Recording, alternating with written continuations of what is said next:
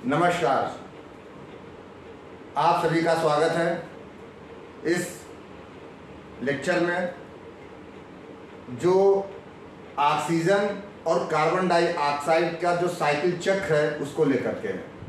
इसको क्लियर करने के लिए, इसके बारे में बताने के लिए हमारे साथ में पूर्व प्रोफेसर बरेली कॉलेज डॉक्टर अगम दयाल जी मौजूद हैं।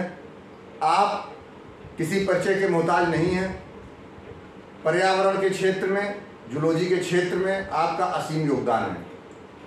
आज जब हमारी इस सृष्टि को पर्यावरण की बहुत आवश्यकता है और हमारे आने वाले जीवन के लिए पर्यावरण की अहम भूमिका है, तब हमें ये जानना बहुत आवश्यक है कि ऑक्सीजन और कार्बन डाइऑक्साइड का जो चक्र है वो पर्यावरण को किस प्रकार से पोषित करता है और किस तरह से हमारे जीवन को संचालित करने में इनका अहम योगदान है।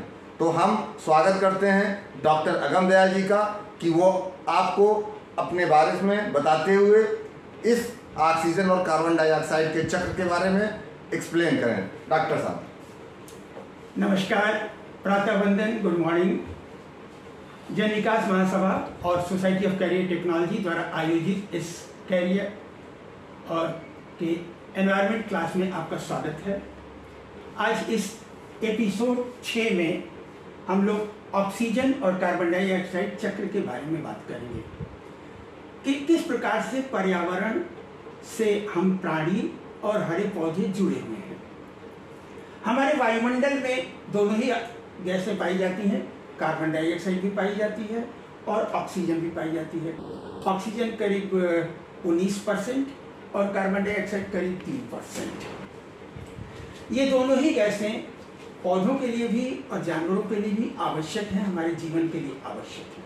कैसे, आइए देखते हैं। सबसे पहली बात तो इस ऑक्सीजन को सारे जंतु, पौधे और मनुष्य अपने अंदर लेते हैं सांस लेने के लिए, और सांस लेने की क्रिया में जो हमने भोजन ग्रहण किया था उसको इस ऑक्सीजन की उपस्थिति में धीमे धीमे जलाया जाता है और उससे थोड़ा पानी बनता है, कार्बन डाइऑक्साइड बनता है। वहीं ये कार्बन डाइऑक्साइड यहाँ से वायुमंडल में आ जाता है। वायुमंडल में ये कार्बन डाइऑक्साइड फिर हरे पौधों द्वारा इस्तेमाल किया जाता है।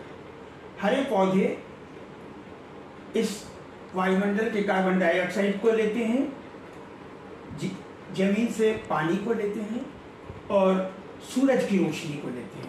इन तीनों को लेकर के वो फोटोसिंथेसिस या प्रकाश संश्लेषण करते हैं, जिससे पुनः ऑक्सीजन बन जाता है और ये ऑक्सीजन पुनः वायुमंडल में आ जाता है, जिसे फिर विभिन्न प्राणी इस्तेमाल करते हैं।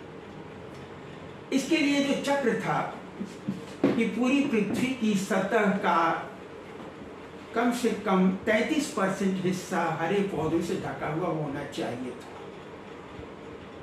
आज के 200 साल पहले तक पूरी पृथ्वी की सतह का 66% हिस्सा हरे पौधों से ढका हुआ था, लेकिन घटते घटते ये 33% के तो छोड़िए 9% पहुंच गया था। और इसीलिए पिछले 100 सालों में हमारे वायुमंडल से 24 लाख टन ऑक्सीजन समाप्त हो गई और 36 लाख टन कार्बन डाइऑक्साइड बढ़ गई। चक्र के लिए तो ठीक है कि जो हम लोग ऑक्सीजन लेते हैं, कार्बन डाइऑक्साइड निकालते हैं और कार्बन डाइऑक्साइड को हरे पौधे लेकर के फोटोसिंथेसिस के द्वारा फिर पुनः ऑक्सीजन निकाल लेते हैं। लेकिन इस चक्र में एक और चक्र जुड़ा हुआ है।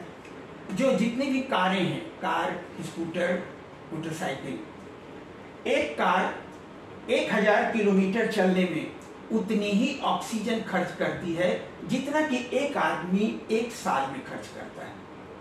अब आप सोच लीजिए, एक तरफ तो हरे पौधे 33% की जगह 9% हो गए थे, लेकिन करते करते अब करीब 25% हुए हैं।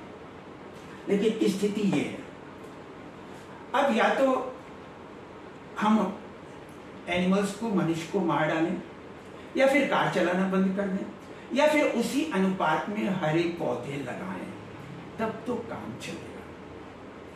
एक और इंटरेस्टिंग बात यह है कि जो हमारे सूखी जमीन पर पाए जाने वाले हरे पौधे हैं, बड़े बड़े पेड़, आम, अमरूद और बरगद, पीपल, ये सब हमारी पृथ्वी की सतह के सिर्फ 10% फोटोसिंथेसिस के लिए जिम्मेवार हैं।